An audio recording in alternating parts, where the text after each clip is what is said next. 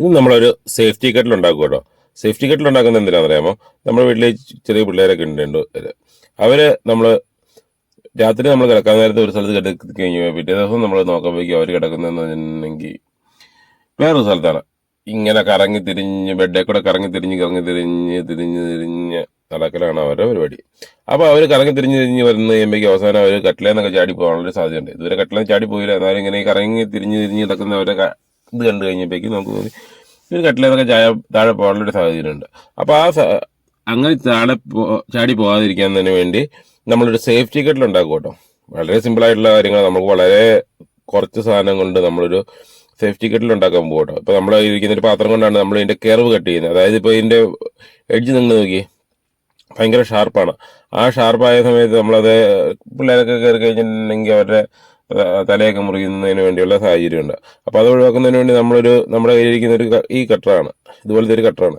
ആ കട്ടർ ഉപയോഗിച്ച് നമ്മൾ അപ്പോഴത്തേക്കും ELCB ട്രിപ്പായി പോയി കേട്ടോ. അങ്ങ് ഇത് ചെറിയ ഇതിലെ ബ്ലേഡ് കട്ടായി പോയി കഴിഞ്ഞപ്പോഴേക്കും ELCB കട്ടായി പോയി. അപ്പോൾ ഇതുണ്ടോ, ഇതുപോലെ നമ്മൾ ഈ കട്ടർ ഉപയോഗിച്ച് നമ്മൾ ആ കെർവം കട്ട് ചെയ്തു. അപ്പം ആ രീതിയിൽ നമ്മൾ ചെയ്തെടുത്തേക്കുന്നുണ്ടോ. പിന്നെ ഇത് പിള്ളേർക്ക് മാത്രമല്ല കേട്ടോ, നമ്മൾ വയസ്സായിക്കൊണ്ടിരിക്കുകയാണ്. അപ്പോൾ നമുക്ക് വയസ്സായി കഴിയുമ്പോഴേക്കും കുറച്ച് കഴിയുമ്പോഴേക്കും നമ്മളും കട്ടിലേന്നൊക്കെ ഉരുണ്ട താഴ്ച കാണാനുള്ളൊരു സാഹചര്യമൊക്കെ ഉണ്ടല്ലോ. അപ്പോൾ അതുകൊണ്ട് നമുക്ക് ഉപയോഗിക്കാം പ്രായമായി കഴിയുമ്പോഴേക്കും.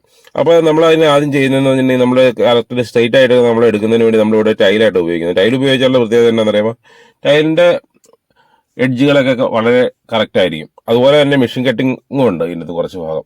ആ മെഷീൻ കട്ടിങ് വെച്ചിട്ട് നമ്മൾ ടൈലും കൂടെ വെച്ച് അഡ്ജസ്റ്റ് ചെയ്ത് കഴിഞ്ഞിട്ടുണ്ടെങ്കിൽ കറക്റ്റ് സ്ട്രൈറ്റ് ലൈൻ നമുക്ക് കിട്ടും.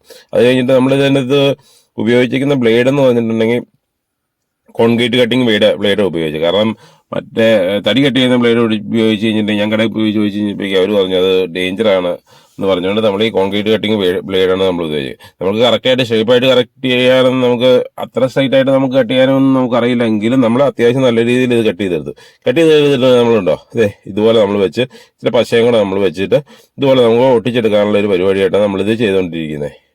അപ്പോൾ നമ്മൾ ഇതിനകത്ത് ഈ ഫ്ലൈവുഡ് നമ്മൾ പശ തേക്കുന്നതിന് രണ്ട് കാര്യങ്ങളുണ്ട്. ഒന്ന് ഇത് ഒട്ടിയടിക്കാനും പിന്നെ ഈ ഒട്ടുന്ന ഭാഗത്ത് നമുക്ക് പെയിന്റ് അടിക്കാൻ അങ്ങനെയുള്ള കാര്യങ്ങൾക്ക് പറ്റില്ല. അപ്പോൾ അവിടെ കുത്തന അങ്ങനെയുള്ള കാര്യങ്ങൾ കയറും. അത് ഒഴിവാക്കുന്നതിന് വേണ്ടിയാണ് നമ്മൾ ഇതടിക്കുന്നത്. ഇതുണ്ട് ഈ സ്ട്രെയിറ്റ് ലൈൻ നമ്മൾ വരച്ചതും ആ ടൈൽ ഉപയോഗിച്ച ടൈലിന്റെ 4 മൂല പെർഫെക്റ്റ് ആയിരിക്കും, അതായത് ഒരു സ്ട്രെയിറ്റ് ആയിരിക്കും. അപ്പോൾ അത് വെച്ച് നമ്മൾ വരച്ച് കഴിഞ്ഞിട്ടുണ്ടെങ്കിൽ നമുക്ക് വളരെ ഈസി ആയിട്ടും സ്ട്രെയിറ്റ് ആയിട്ട് നമുക്ക് ലൈൻ നമുക്ക് കട്ട് ചെയ്യാൻ പറ്റും. ഇതുണ്ടോ, ഈ രീതിയിൽ ഇത് കട്ട് ചെയ്തെടുക്കുകയത്. അപ്പോൾ അത് കഴിഞ്ഞിട്ട് ഞാൻ ആദ്യം കാണിച്ചില്ല, ഞാൻ അതിൻ്റെ തുടക്കത്തിലിട്ടില്ല. അതുപോലെ നമ്മൾ കാണിക്കുന്നതിന് വേണ്ടി ഈ എഡ്ജ് കട്ട് ചെയ്യുന്നതിന് വേണ്ടി എഡ്ജ് കർവാക്കുന്നതിന് വേണ്ടി നമ്മൾ ചെയ്യുന്നതെന്ന് നമ്മുടെ വീട്ടിലൊരു കരം ഉണ്ടാകുന്നു.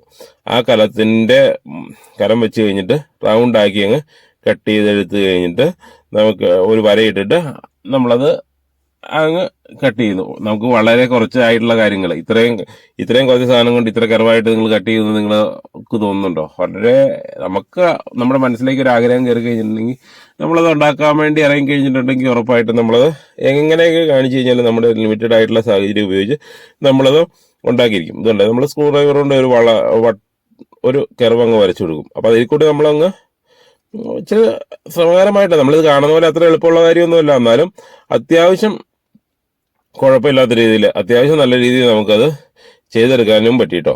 അപ്പോൾ ഈ കട്ടിലെന്ന് പറഞ്ഞിട്ടുണ്ടെങ്കിൽ നമ്മൾ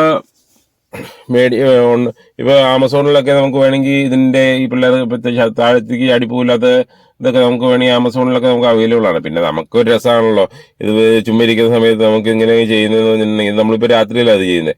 രാത്രിയിൽ ചെയ്ത് കഴിയുമ്പോൾ പ്രത്യേകിച്ച് പരിപാടിയൊന്നും ഇല്ലാതിരിക്കുന്ന സമയത്ത് ആ സമയത്ത് നമുക്ക് ഇതുപോലെ ഒരു കട്ട് ചെയ്തെടുത്ത് അങ്ങ് ഒട്ടിച്ച് വെച്ച് കഴിഞ്ഞിട്ടുണ്ടെങ്കിൽ ഇതിൻ്റെ കൂടി വന്നിട്ടുണ്ടെങ്കിൽ 350 രൂപ അടുത്തായിട്ടുള്ളൂ. ഈ ഫ്ലൈവുഡും ഈ കട്ടിംഗ് ബ്ലേഡ് നമ്മുടെ വീട്ടിലിരിപ്പുണ്ടായിരുന്നു, പിന്നെ മെഷീനും നമ്മുടെ വീട്ടിലിരിപ്പുണ്ടായിരുന്നു. അപ്പോൾ ഇത്രയും സാധനങ്ങൾക്ക് വേണ്ടി നമുക്ക് ആകെ ചിലവായത് 350 രൂപ അടുത്ത് ആയിട്ടുള്ളൂ. അപ്പോൾ നമുക്ക് അടിപൊളിയായിട്ടുണ്ടോ ഈ സാധനം ഞാൻ കട്ട് ചെയ്ത് നോക്കി എങ്ങനെയുണ്ട് ഇത്. ആദ്യത്തെ പ്രാവശ്യം നമുക്ക് ഇച്ചിരി എക്സ്പീരിയൻസ് കുറവായതുകൊണ്ട് അത്ര പെർഫെക്റ്റ് ആയില്ല. പക്ഷേ രണ്ടാമത്തേന്ന് പറഞ്ഞിട്ടുണ്ടെങ്കിൽ നല്ല സൂപ്പറായിട്ടുണ്ട്, നല്ല അടിപൊളിയായിട്ടുണ്ട്.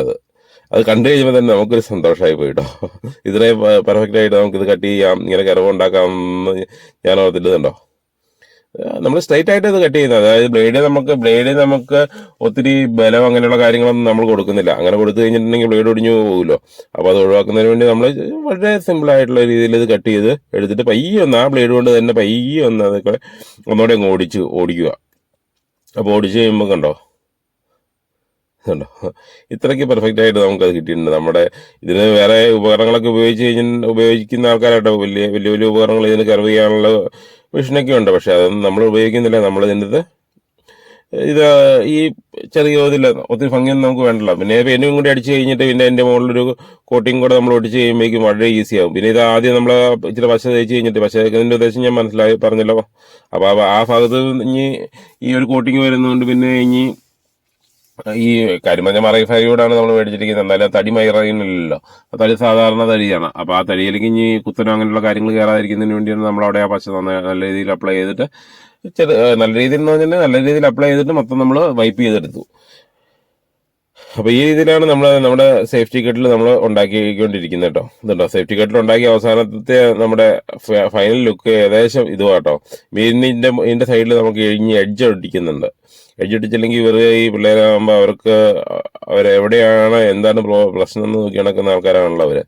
അപ്പോൾ ആ എഡ്ജ് ക്ലിയർ ചെയ്യുന്നതിന് വേണ്ടി നമ്മൾ ഇച്ചിരി പശ എടുത്തിട്ട് ആ പശ ഒട്ടിച്ചിട്ട് നമ്മൾ ഫ്ലോറിൽ ഒട്ടിക്കുന്ന മാറ്റിൻ്റെ ഒരു ചെറിയ കഷ്ണം എടുത്തു. അതേലും നമ്മൾ ഇതുപോലെ നൈസായിട്ട് ഇച്ചിരി പശയങ്ങ് തേച്ച് കഴിഞ്ഞിട്ട് നമ്മളതങ്ങ് ഒട്ടിച്ച് പിടിപ്പിക്കും കേട്ടോ. ഇതേ ഒട്ടിച്ച് കഴിയുമ്പോൾ നിങ്ങൾ കണ്ടോ, ഈ രീതിയിലേക്ക് വരുന്നുണ്ട്. ഇച്ചിരി കൂടെ ഉണങ്ങിയിട്ട് നമ്മൾ എടുത്ത് വെച്ചേക്കുന്നത്.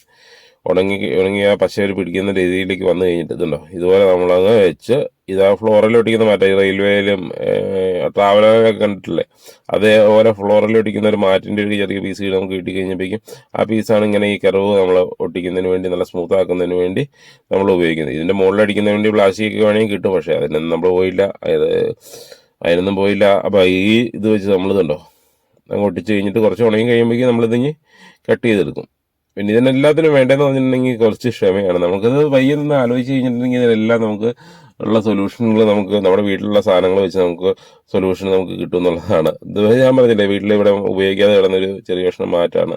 ആ മാറ്റ് കട്ട് ചെയ്ത് കഴിഞ്ഞപ്പോഴത്തേക്ക് അങ്ങ് ഒട്ടിച്ച് കഴിയുമ്പോഴേക്കില്ലേ നല്ല ഭംഗിയായിട്ടുണ്ടോ വന്നിട്ടില്ലേ. അതിൻ്റെ ഇത് നമ്മൾ ഉണങ്ങി കഴിഞ്ഞ് കഴിയുമ്പോഴേക്കും ഇതെനിക്ക് ഇച്ചിരി ധൃതി കൂടി പോയി. ഉണങ്ങി കഴിയുമ്പോഴേക്കും ഉണങ്ങുന്നതിന് മുമ്പ് ഞാൻ വെട്ടാൻ തുടങ്ങി.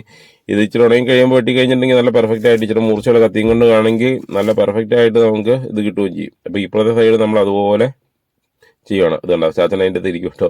ഇപ്പോൾ ഇത്രയും ഗ്യാപ്പ് വരുള്ളൂ. ഇതിൻ്റെ നിങ്ങൾ ചിലപ്പോൾ ചോദിക്കും റെയിൽവേയിലൊക്കെ ഉണ്ടാക്കുന്ന പോലെ അതിൻ്റെ ആ സെൻട്രി മാത്രം കാണിച്ചാൽ മതി. സെൻട്രി മാത്രം കഴിച്ചിട്ടുണ്ടെങ്കിൽ ഇവരുടെ അവസ്ഥ നമുക്കറിയാലോ, പിള്ളേർ കാണിച്ചു കൂട്ടുന്നത് നമുക്കറിയാലോ. അവർ കിടന്നിടത്തല്ല വൈകുന്നേരം ആകുമ്പോൾ പിറ്റേ ദിവസം നമ്മൾ നേരെ വിളക്കാൻ കിടക്കുന്നത്. അപ്പോൾ ഇതിലാകുമ്പോൾ എന്ന് പറഞ്ഞിട്ടുണ്ടെങ്കിൽ അവർ ഈ സൈഡിലായിരിക്കും നമ്മൾ കിടക്കുന്നത്. ആ നമ്മൾ കിടക്കുമ്പോൾ എന്ന് പറഞ്ഞാൽ അവർ ഒരു കാരണവശാലും താഴെ പോകാനുള്ളൊരു സാഹചര്യം വളരെ കുറവാണ്. അപ്പോൾ ആ രീതിയിലാണ് നമ്മുടെ സേഫ്റ്റി കെറ്റിൽ നമ്മൾ ഡിസൈൻ ചെയ്ത് ഉണ്ടാക്കിയിരിക്കുന്നത്.